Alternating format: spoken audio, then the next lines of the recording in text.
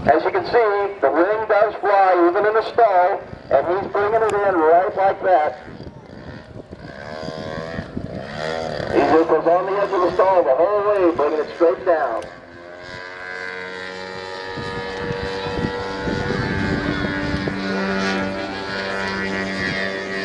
Now here we go. Over the top, we see a jet way up high.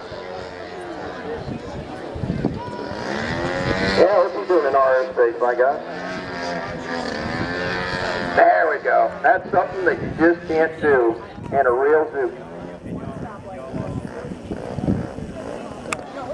All right, let's see. I think we're going to get the landing right there. How about that?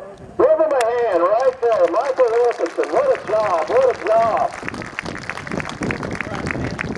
Well, I got a date with an airplane. Well, I'm glad you got the date with the airplane. Want to let you know that RC Flyer, starting off flying an RC aircraft like that, does lead to real aviation.